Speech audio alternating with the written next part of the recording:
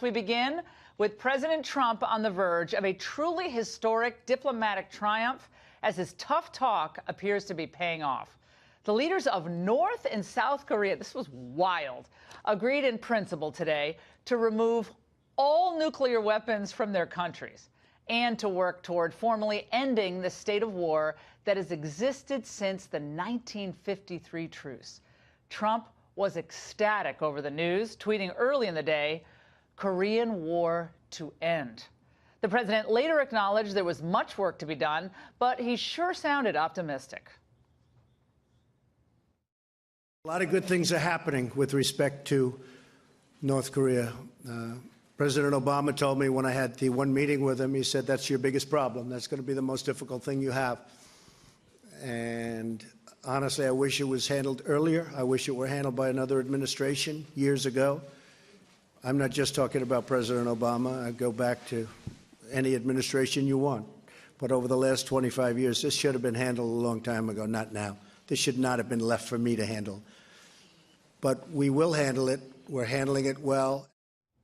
So is it time for Trump's critics to concede that his tough rocket man talk on the sanctions, North Korea, actually made a difference here? Republican Congressman Luke Messer has been urging colleagues to support, wait for it, a Nobel Peace Prize for the president. He joins us now from Fort Wayne, Indiana, and former Trump campaign advisor and China policy expert Mike Pillsbury is going to be with us, as is Asia policy expert Riley Walters of the Heritage Foundation. Great panel. I never thought I would see this in my lifetime, I have to say, guys. Yeah. The idea of the North Korean dictator crossing the DMZ to meet the South Korean leader, obviously speaking the same language, meeting together, embracing at one point after the handshake, after they had their meeting. Again, this is initial still in its initial phases. But, Congressman, I have to say, I think the only person who could have gotten us to this place, again, we'll see where it goes, but it's Donald Trump because of his unconventional approach to negotiations and, frankly, his tough talk. You didn't know if people are going to say, you're going to launch a nuclear war, unilateral first strike, Mr. President. He's like, no, but we're going to solve this. Congressman, how did Donald Trump manage to get us this far?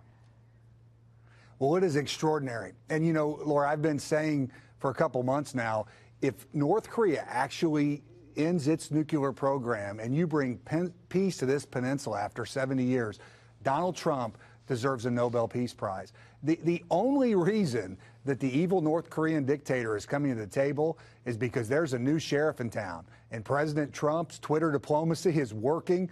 His tough talk is making a difference. It's bringing both North and South Korea to the table.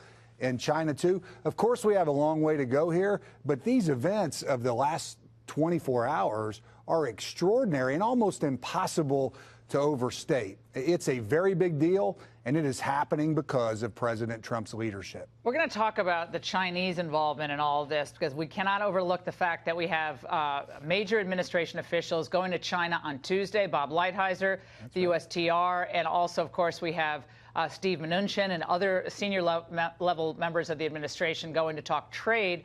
But Mike Pillsbury, I want to go to you.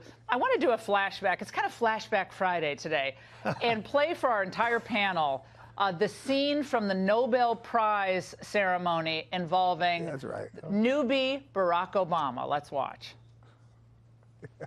Has the audacity to hope and the tenacity to make these hopes come true. That is what makes him so important. By his own behavior and leadership, he is demanding that we all take our share of responsibility for a global response to global challenges. We congratulate, therefore, this year's laureate, President Barack Obama, on what he has already achieved.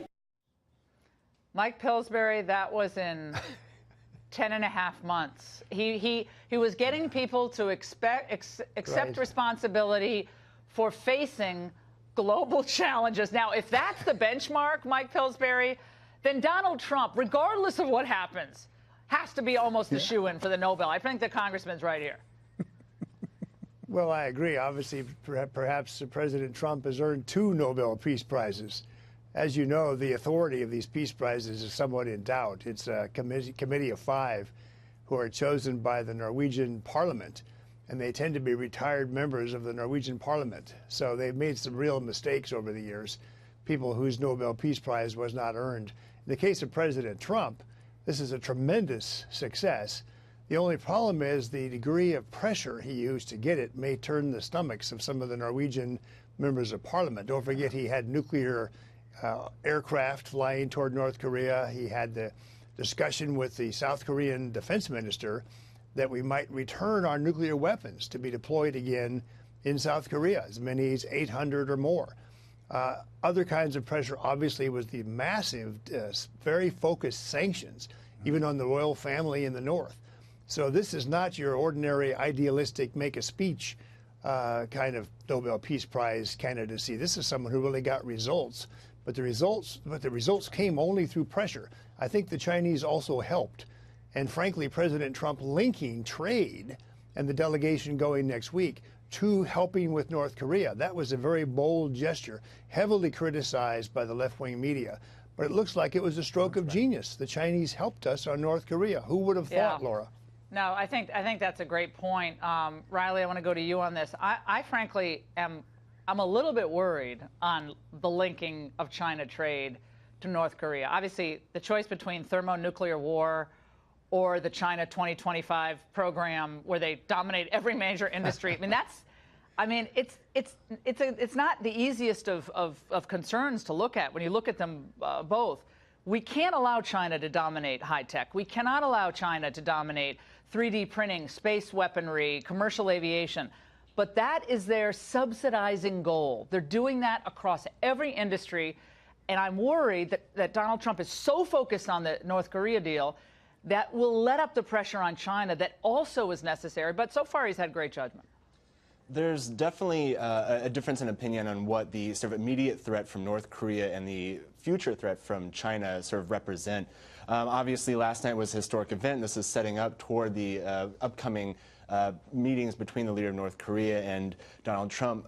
China's role in this going forward is skeptical, I think. I mean, the president of China, Xi Jinping, had the North Korean leader come visit him almost out of the blue in the middle of the night just a couple months ago to preempt his visit, the North Korean leader's visit with South Korea and the United States. And so I think definitely the maximum pressure that the United States has been applying has been both, influencing and incentivizing North Koreans to come to the table and the Chinese to reciprocate. Congressman, I want to play for you in the panel a few of our favorite friends on the other side of the aisle who refuse to give President Trump even a modicum of credit here. Let's watch.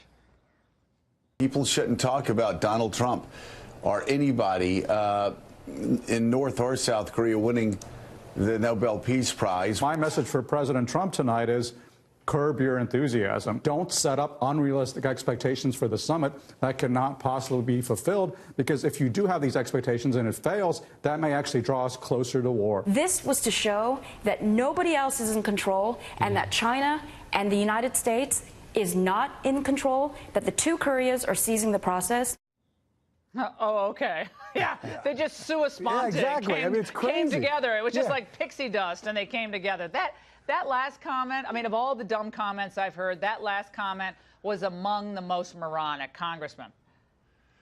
Well, one, the president's being strong towards China. That's part of why we're even in this position in the first place. Can't let up, though. Second, could you imagine? He cannot let up on China. They are ripping us off at every turn. Mike Pillsbury knows this. And just because they've helped on North Korea doesn't mean we can let them off, because they are poised to dominate all these industries. Absolutely. And we are where we are because this president's shown strength. And you wait, he's going to show strength towards China. You already see them caving in. But here's the deal, right? The withering criticism of folks on the left. Could you imagine how they would be behaving if Barack Obama was president and you had events like last night?